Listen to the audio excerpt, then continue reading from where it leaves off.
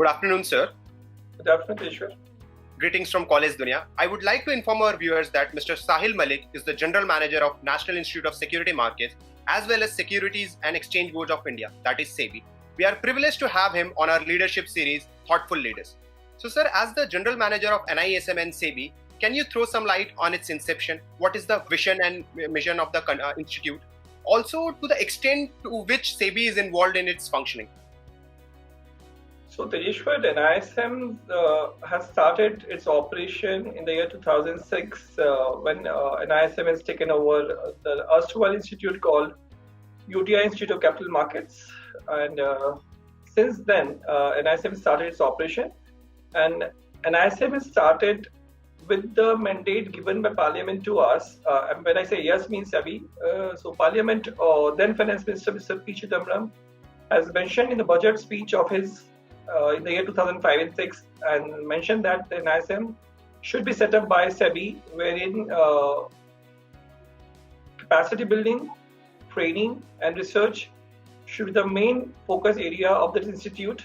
And let me also share with you, NISM is one of the institutes all over the world wherein a securities market regulator has set up an institute of such a big infrastructure and invested over 400 crore rupees, Indian rupees, and wherein NISM operates from 6 verticals, which includes a school of certification, which takes care of the basic minimum knowledge requirement of market intermediaries or anybody who want to aspire a career in the securities markets.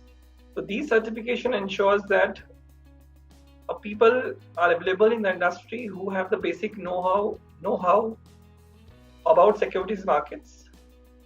So SEBI has mandated over 17 certificates for which NISM has authority to conduct this test all over India. And apart from the 17 mandatory tests, we also have made some optional or aspiring certificate also. People who want to aspire or want to have a self-learning experience, therefore they can look forward for this certificate. The second vertical out of which NISM operates, that is called School of Regulatory Studies and Supervision. This school takes care of training requirements of market intermediaries domestically as well as internationally. So this school has conducted several programs for Indian market players as well as international market players. So these schools do conduct programs from different genre of people, be it bureaucrats, be it police, be it securities market regulator, or be it market intermediaries, or be it legal professional as well, or be it journalist. So therefore, everybody ought to know about what is securities market is all about. Therefore, the school has been conducting several programs domestically, as well as we have done a lot of work for our neighboring countries like Bangladesh, Sri Lanka, Vietnam, Myanmar, Mauritius, and a lot of other African countries also who have came over here, Bhutan, then Nepal, Bangladesh. So therefore, we have been doing a lot of capacity building, not only in India, also in other countries as well. Thirdly, we have a school called School of Securities Education. This school runs full-time programs or long-term programs. So we have basically two benchmark programs. One is called PG program in securities markets, which is a 2-year full-time PG program. Secondly, we have 1-year LLM program, which has been launched in association with Maharashtra Law National University.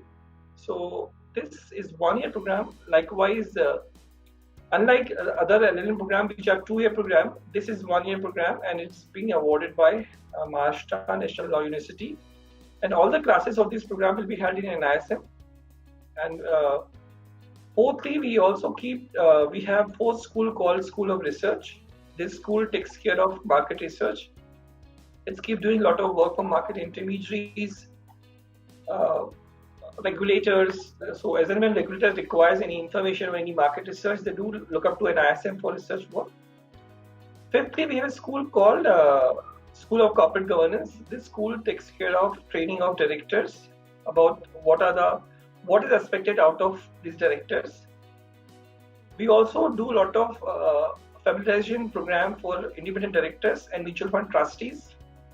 Lastly, we also have done a lot of work in the areas of women director, because SEBI has mandated all listed companies to have one woman director. Therefore, a lot of need was felt that there should be a training program for women director as well. Last but not least, my sixth school is School of Financial Literacy and Investor Education. These schools do a lot of work in the area of financial education. Round the clock, we go to various schools, colleges, clubs, associations, wherein we go and educate investors or those who are not investors who invest in securities markets. So this is all about NISM, Tejeshwar. So the curriculum is very different from the normal PGDM course. Can you elaborate on its uniqueness and on its advantages? So Tejeshwar, for the namesake, yes, my program is look-alike like a normal PGDM finance basically. Of course, it is not similar, because unlike a normal PGDM, which basically prepare you for will make you jack of all but master of none. However, we believe in master. So therefore, my program is basically focusing on making you master in the area of securities markets. Therefore, in these 2 years of my program, we focus and make you industry ready to be deployed in the industry from day one. Therefore, the way we taught you is completely different from other institutes. So we believe in a lot of experience sharing. So we have a very good blend of academician as well as industry practitioners. So for example, if any of my subject is being taught by academician as well as by industry practitioner. So every Friday we have industry practitioner coming either at my campus or he speaks from his place through video conferencing. So every Friday we have industry experts come and interacting with my students. They share their experiences, they share problem solving, they do study together, they do case studies together, and my students get to know about them, about how is the culture in this organization. In fact, let me also share with you, these people are the industry experts and they are also my recruiters. So when my recruiters interact with my students, they have understanding of caliber of my students. Similarly, my students also get to know about what is expected out of them from their potential recruiters. Apart from them, we have a 2 months extensive internship program where we engage our students to a potential recruiters, wherein they do a project. And mostly it happens that my students get pre-placed from those location as well. Apart from that, we also have in the 4th semester, when they study the last term of the 2nd year, when they come closure to the course, they're also supposed to do a project, which of course is a practical aspect. They pick up any hypothesis, wherein they have one academic faculty as a mentor. Along with that, they also have an industry mentor who advise them or recommend them or do hand-holding or act as a guide for the project. We have a lot of case studies concept, wherein my students do a lot of case study role play. Another important aspect of my course is we have simulation learning through simulation. So we have a finance lab where my students do learn about trading nuances, how to trade in the industry. So they do trade in the live environment along with the market people. Apart from that, we have Bloomberg terminals, we have prop equity. There are a lot of database at our place. We have whatever possible required for students to have. We have a rich library, be it physical as well as online. So all big journals are subscribed by NISM and they're available for my students to study. My library is open 24/7 and we have beautiful campus for that purpose for sure, Tejeshwar. So, sir, you spoke about NISM, that there's a blend of academician as well as industry practitioners are there. So, what is your philosophy of teaching and how do you ensure that best practices are being followed in your institute? So, Tejeshwar, just to reiterate what I said just now, that we have a blend of academicians as well as market practitioners. So we have, like suppose for example, I have assigned 45 hours for a subject. We see to it at least 15 hours of it is being taught by industry practitioner compulsorily, so that students get to know about industry perspective very well about every subject. Of course, however, this is not applicable for the basic foundation subjects like economics or basic statistics or basic mathematics. These are entirely taught by academicians. However, all the practical subjects like technical analysis, fundamental analysis, valuation, equity valuation, market trading simulation, commodities market, derivatives.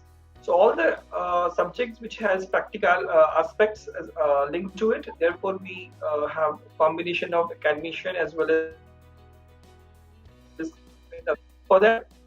Apart from that, the way we nurture our students is also very unique. Of course, we do have a lot of evaluation of students learning. Apart from that, we have mentor system to all our students, because we all know that every student is not the same always. So we identify after first term, we get to know about students which require help or which are good in which area. So therefore, we assign mentor to such students to groom them, so that they also come to the level of other students, and when they sit for the placement, they are fit to be picked up by my recruiter. So what is unique? How do we prepare ourselves for this job or assignment? So basically, we do interact with our recruiters on a periodic basis. So as I told you, these are also my industry practitioners or industry faculty who teach my students. But therefore, they are aware of what is being taught to my students. So they are aware of subjects which my students are aware of. They understand the capabilities of my students. Then they do share with us what is the requirements from their side, or what is the industry requirement from their side. Therefore, we are able to match the industry's expectation from our side. Of course, our industry is very dynamic, and it keeps changing, and requirements of the industry keeps changing. And of course, we have to keep a pace with that, and we are geared up for that. We have nothing to say that we are not able to match with it. Of course, we are happy to keep a match with the industry expectations, because that is what has been able to sell. We are able to try make our students our product ready. So that's how, and of course, our students also have to undergo internship programs, and they have compulsory minimum CGPA to be eligible for the placements. So which always keep my students on the toes, because unless they reach the minimum CGPA, they may not be able to qualify for the placement. So therefore, we keep them on the toes all the time, and we believe in the philosophy of learning.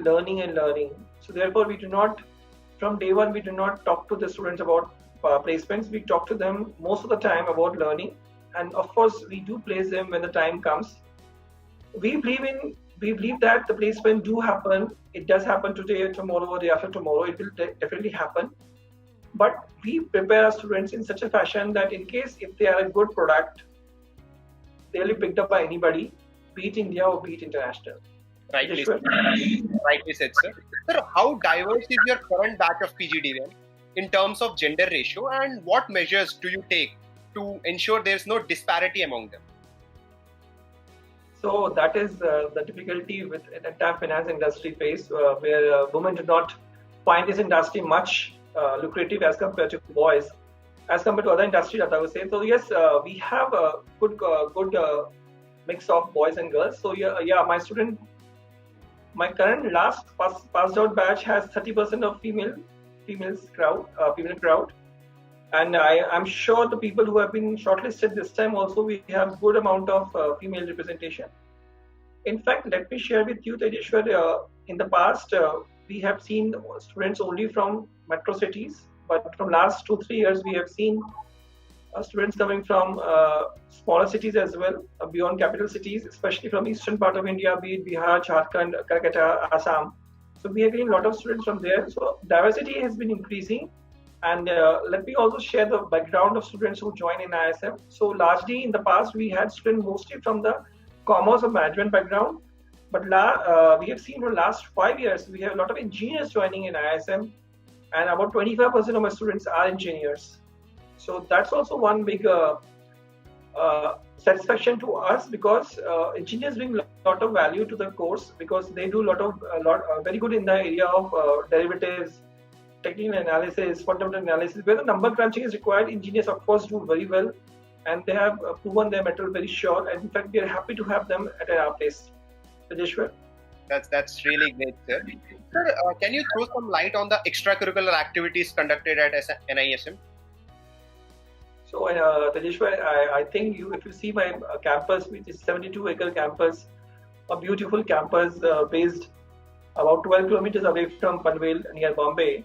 So it has all facilities, whatever you think of. We have beautiful classrooms, beautiful dining area, 72 acres campus. We have cricket ground, football ground, we have pond, we have gym, table tennis, squash court, badminton, you name a sport, it's there, yoga place, swimming pool. And apart from being this, we have a lot of cultural activities. We have 15th August, 26th January, we have HR conclave, we have alumni meet, we have annual conferences where all students take part in this. We have finance club where students have to undergo a lot of exercises, a lot of competitions. We have annual fest where my college participated with other colleges, and we have annual sports fest also where college of other colleges of Mumbai and Pune participated in NISM. So a lot of things to be done at NISM. You will not feel bored basically. So apart from education, you have a lot of things to do as well at NISM. That's really great, sir. So, sir, how would this COVID-19 impacting your admission season? Not. So, in fact, it has not impacted us at all. I would say it's a blessing in disguise to us. Yeah, COVID is affecting us in another way. The COVID is not allowing us to run our normal classes. It's not allowing us to do my certification because government has not allowed any assembly of people. Therefore, my certification cannot be held. I'm not able to do my short-term programs. However, we were equipped to run my entire system on digital mode as well. So therefore, we are running classes out of digital space. All my students, existing students, are having classes through digital mode, and my certification I just started.